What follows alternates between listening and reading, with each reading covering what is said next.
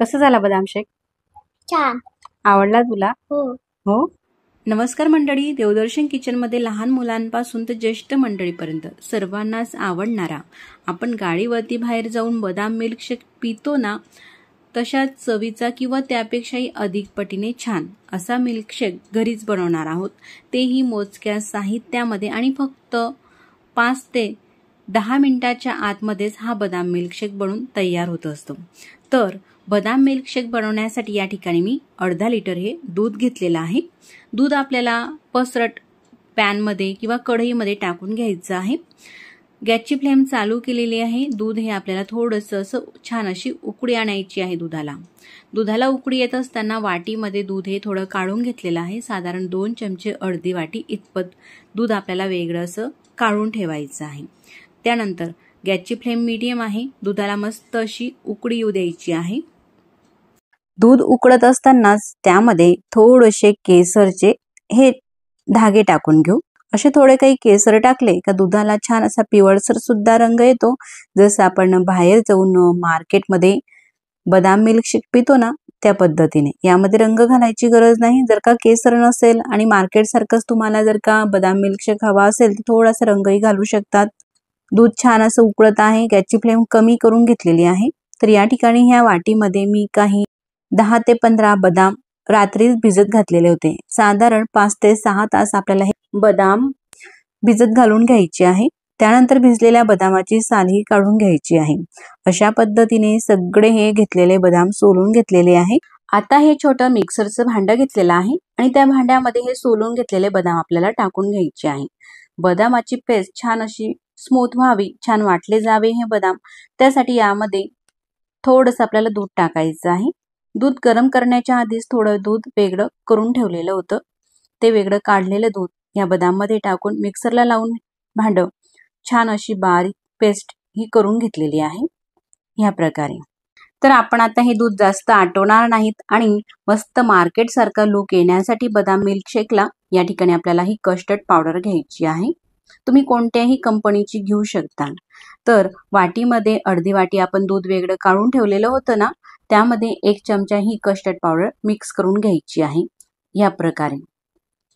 ही powder टाकल्यामुळे दूध आपल्याला जास्त घोटवायची गरज भासत नाही आणि मस्त मिल्कशेकला छान रंगही येतो आणि चव सुद्धा छान येते।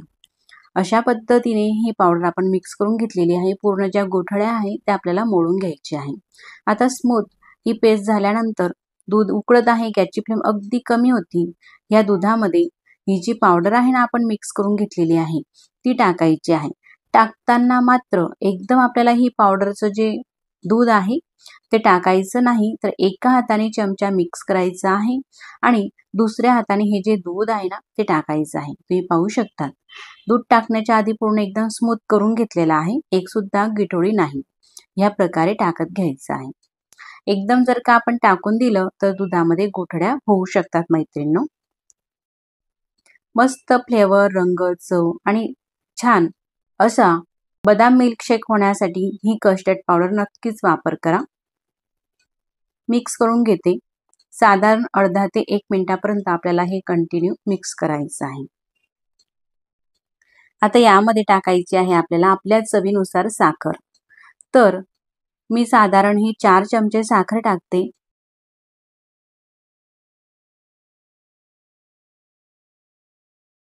ह्या प्रकारे 4 चमचे साखर।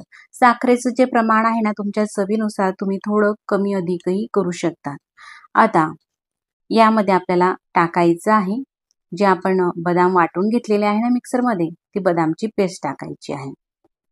पेस्ट ही संपूर्ण टाकून घेतल्यानंतर भांड्याला अशी चिटकते, तर हे आपल्याला असं वाया जाऊ द्यायचं नाही। तर यामध्ये असं थोडंसं हे दूध टाकायचं आहे। दूध टाकून घेतल्यानंतर अशा पद्धतीने हे भांडं हलवून घ्यायचं आहे आणि संपूर्ण ह्या प्रकारे सोडायचं आहे, म्हणजे थोडं सुद्धा वायाही जात नाही।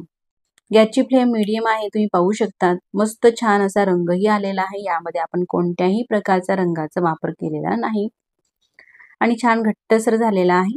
तर इतपतच घट्टसर राहू द्यायचं आहे। तर यामध्ये थोडेसे काजूचे आणि बदामचे काप आहे हे टाकून घेतलेले आहे, म्हणजे छान मऊ होतील असे ते शिजतील। तर आता साधारण अर्धा मिनिटापर्यंत हे शिजून घेते आणि गॅस बंद करते. जास्तही आपल्याला हे आटवायचं नाही, नाहीतर जास्त घट्ट होईल आणि थंड झाल्यानंतर आणखीनच जास्त हे घट्टसर होत असते. आता पूर्णपणे आपल्याला हे थंड करून घ्यायचं आहे बदाम मिल्कशेक. त्यासाठी एका बाउलमध्ये काढून घेते. तुम्ही पाहू शकता बदाम मिल्कशेक हा गरम आहे तरी सुद्धा छान असा घट्टसर हा दिसत आहे, जास्त काही न आटवता. आता रूम टेम्परेचरवरती येऊ द्यायचं आहे. पूर्णपणे गार झाल्यानंतरच फ्रीजमध्ये हे बाउल मी ठेवून घेतलं.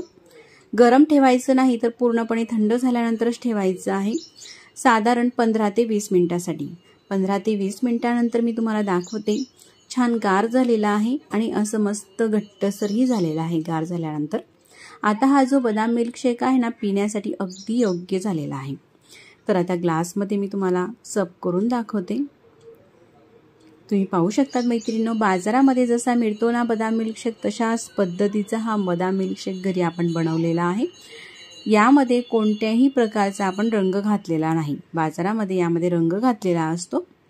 अतिशय ओरिजिनल पद्धतीने आणि चविष्ट, अगदी फ्रेश अशा पद्धतीने तुम्ही सुद्धा तुमच्या मुलांना नक्कीच बनवून खाऊ घाला. अशा काही होममेड रेसिपी ह्या मुलं आवडीने खातील आणि मुलांची तब्येतही छान राहील.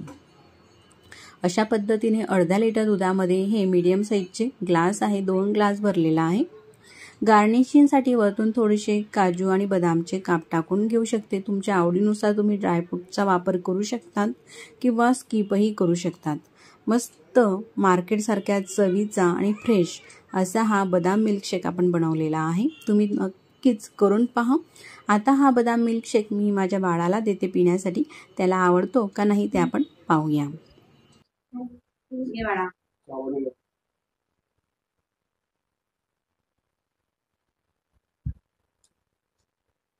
कसा झाला बदाम मिल्कशेक? छान. आवडला तुला? अरे वा.